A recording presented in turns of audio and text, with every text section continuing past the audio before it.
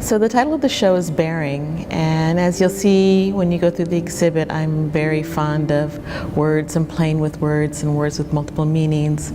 For me, I was really interested in the word bearing because it speaks of bearing fruit and bearing children and sort of creating and creativity and making things or bringing things into life. But it also speaks simultaneously about sort of withstanding and being able to hold up under stress and being durable. So I like this combination of bringing into life and also being able to bear and protect that life as well. So I think it's a really lovely word in that respect. And one of the pieces, Undone, actually has a figure that's, she's up high on the wall, and she has this sort of umbilical cord that comes down underneath her long skirt, and tied to that umbilical cord are all these bottles, and they,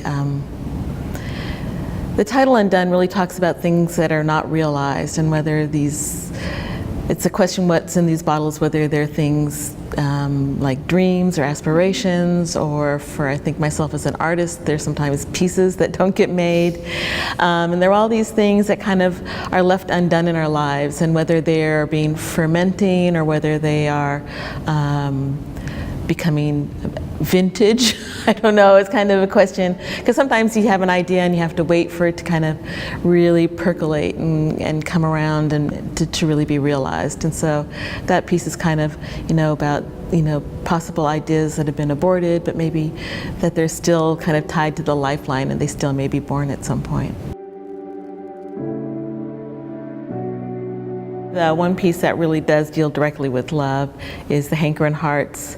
And they really talk about kind of how, we survive relationships and maybe how we have to kind of, bone up to survive certain relationships, and those that fail by the wayside, how we're kind of scarred by them. And so each of the three hearts basically have their characters. Hinkty is very sort of tightly laced and kind of not going to allow herself to be vulnerable anymore. And then we've got Mosey and Gimpy, who are maybe a little bit more low-key, maybe cautious, but not going to take anything too seriously. So, but they all have, there's wounds. Some of them have been stitched up and kind of quasi-healed over. But yeah, it's just about, you go into a relationship with those past sort of experiences, and they taint everything that you do from there on in relationships.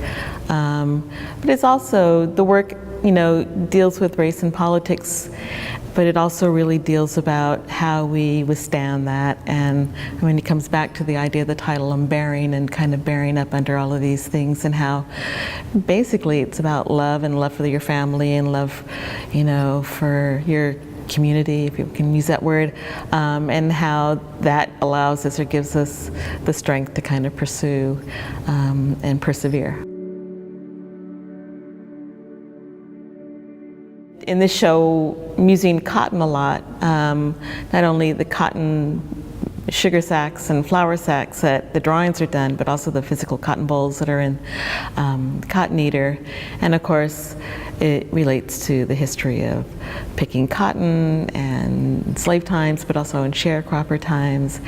And so it kind of plays into, so I like it when the material actually reflects what the idea is about the piece, and sometimes that's where it starts. I'll find really cool material, and then that kind of takes me places in terms of ideas for art too. So sometimes the found object or the new material will actually trigger ideas, so it works back and forth in that respect.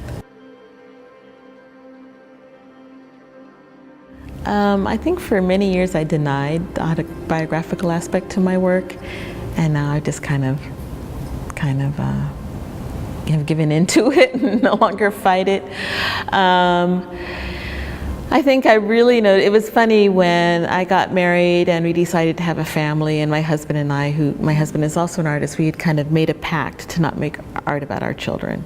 And I think first off, even before my kids were born, I started making art about being pregnant, and I guess I was seeing this sort of correlation of bearing children and having children, and also this of making art. And I think someone had once asked my mother, how do you separate, your role as a mother and then your role as an artist? And she said, well, what's the difference? That it's all about kind of this sort of creating and forming and bringing things to light. And so I kind of feel the same way in that respect, that my experiences cannot be divorced from my work. And sometimes they're about things that I haven't experienced. I mean, I've never picked cotton. And, there are worlds that are very different from my own. I grew up in, Southern California as opposed to the South, and a lot of the work deals with slavery and things like that. So there are things that I haven't experienced personally, but I feel that, that is part of my history and part of my ancestry, and that it's still, obviously we're still suffering repercussions from those times. So it's not something that's kind of dead and gone, that we're still sort of living and trying to, rectify those wrongs, sort of things. So they may be not so much, my personal experience, but I think they do, become part of who I am. So.